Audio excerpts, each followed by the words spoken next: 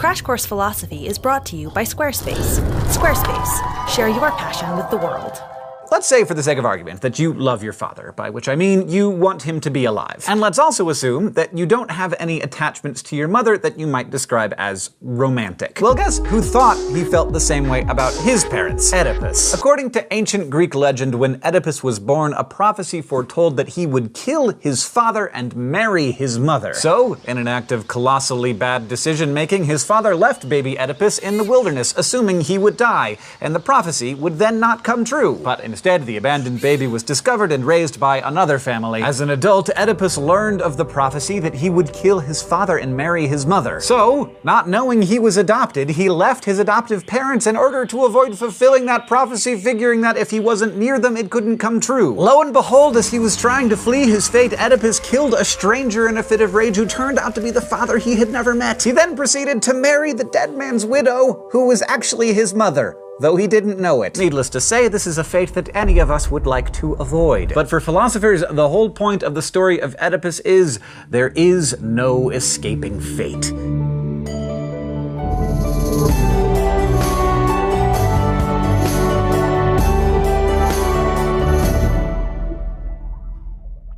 Are we free? I mean, on the one hand, most of us have the clear sense that we are. We feel free. We feel like we make all sorts of decisions that lead to both beliefs and actions that are wholly of our own choosing, like, I could do that. I had oatmeal this morning because I felt like it. This view that humans are capable of entirely free actions is known as libertarian free will. And to be clear, libertarian free will is nothing like political libertarianism. Both views get their name from the word liberty, but political libertarians are all about freedom from government intervention, while people who accept libertarian free will could be anything from political libertarians to socialists. They just think that metaphysically we can act freely. So a lot of us figure that our thoughts and actions are free, but most of us also believe that every effect has a cause and that everything that happens now in the present is the necessary result of events that occurred in the past. This view is known as hard determinism, and many of the people watching this probably think that they believe in both things, that many of your actions are free and that the world is governed by cause and effect. But it turns out you can't rationally hold both views, because traditionally libertarians have defined free actions according to what's known as the principle of alternate possibilities. That might sound like a plot device for a sci-fi show, but this principle says that an action is free only if the agent, that is, the person doing the thing, could have done otherwise. So truly free actions require options. Determinism, by contrast, doesn't allow options. It holds that every event is caused by a previous event, which means that an agent can never have done anything other than what they did, and therefore they are never free. But let's look at these two options more closely, and also let's look at my breakfast. Libertarianism says that my decision to eat oatmeal this morning wasn't necessarily caused by anything that happened before it. Instead, it could have been the result of non-physical events, specifically my own thoughts that originated right at that point. I ate oatmeal because I decided to eat oatmeal. End of story. But libertarianism runs counter to what we know about the workings of the physical world, with one thing causing another. So libertarians need a way to account for their view. One way they do that is by making a distinction between what's known as event causation and agent causation. Event causation means that no physical event can occur without having been caused by a previous physical event. So many libertarians concede that the physical world itself is deterministic, like a baseball is flying through the air because someone hit that ball with a bat. But many libertarians also argue that there's such a thing as agent causation, which says that an agent, a being propelled by a mind, can start a whole chain of causality that wasn't caused by anything else. So the person who hit the ball most likely did so because they just decided to do it. By this logic, agents have the ability to affect the causal chain of the universe. They can make stuff happen on their own. But many philosophers find this idea untenable. Where would these free decisions, the ones that launch entirely new causal chains, come from, they ask? Are they simply random? What would compel an agent to make one decision and not another? And if you can answer those questions, if you can explain what would cause an agent to act, then, well, you've just reinforced the position that actions are caused rather than free. The fact is, it's pretty difficult to find arguments that support libertarian free will. The best argument in favor of it seems to be that it just feels an awful lot like we're free. And libertarians libertarians argue that we shouldn't discount the legitimacy of our own personal subjective experiences. So if we feel so free, we should seriously consider the possibility that we are. That point has a certain intuitive appeal, but if you can't come up with an argument to defend your feeling, then good philosophical reasoning recommends that you reject it, or at least withhold judgment until you can get some evidence together. So now, let's see if the hard determinists can do any better. 18th century French philosopher Baron d'Holbach said that none of our actions are actually free. D'Holbach believed that everything that's happening right now is the result of an unbroken chain of events. Everything, he said, is the inevitable result of what came before, including everything that we do. Our actions are caused in the same way that, say, home runs are caused by bats hitting balls, or tornadoes are caused by warm air systems hitting cool air systems in the right conditions. This means that humans and our actions are just part of the physical world, bound by its physical laws. This belief is often explained through a view known as reductionism. Reductionism is the view that all parts of the world and of our own experience can be traced back or reduced down to one singular thing. So, for example, you see your mind as being capable of making free decisions. You think that what goes on in your head when you make a choice is not at all like bats and balls. But, well, mental states are brain states, or at least they're directly tied to your brain, and brain states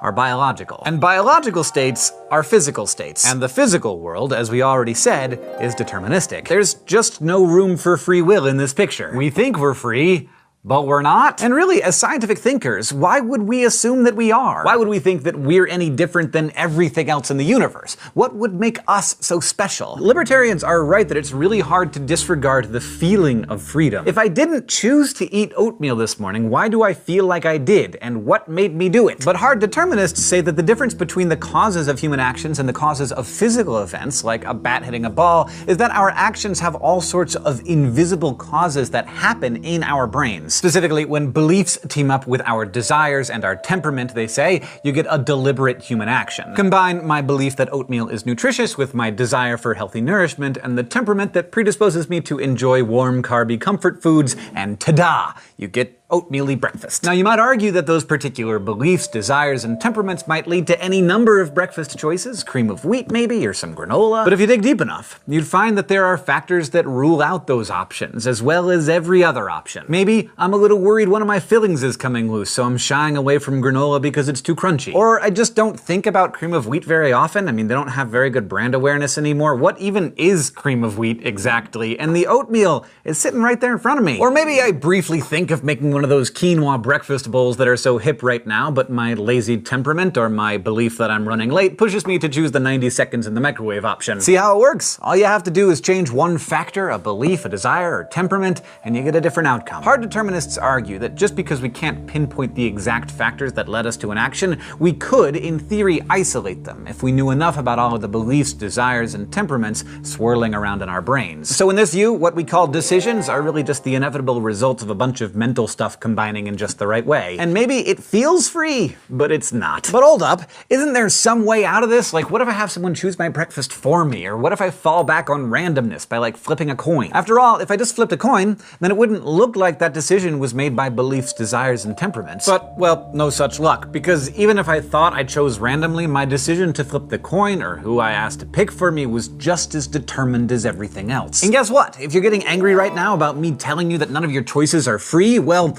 that anger was determined. If you're finding this whole topic confusing or boring, yup, still determined. You think you can freely choose to stop playing this video, but if you're still watching me, good news, that's determined too. Determinists believe that you can't help but feel and react the way you're reacting right now. You can think you're choosing to act in ways that conform to the character that you've selected and shaped for yourself, but even that choice is the result of all sorts of already determined factors about you and your place in the world. Hard determinism is tough to refute, and it has some really uncomfortable implications. It means the deeply held feeling most of us have that we actually make free decisions is just wrong. And the whole concept of personal responsibility is thrown out the window too. As D'Holbach put it, we're all just cogs in a machine doing what we were always meant to do with no actual volition. Oedipus had to kill his dad and marry his mom. I had to eat oatmeal. And you You just had to keep watching. You couldn't turn away. Today, we learned about libertarian free will and its counterpoint, hard determinism. Next time, we'll see if some middle ground can be found between determinism and libertarianism, and I sure hope there can be. Today's episode of Crash Course Philosophy was inevitably made possible by Squarespace. Squarespace is a way to create a website, blog, or online store for you and your ideas. Squarespace features a user-friendly interface, custom templates, and 24/7 customer support. Try Squarespace at squarespace.com/Crash Course for a special offer. Squarespace, share your passion with the world. Crash Course Philosophy is produced in association with PBS Digital Studios. You can head over to their channel and check out a playlist of the latest episodes from shows like Coma Nitty, Deep Look, and First Person. This episode of Crash Course was filmed in the Dr. Cheryl C. Kinney Crash Course studio with the help of all of these awesome people, and our equally fantastic graphics team is Thought Cafe.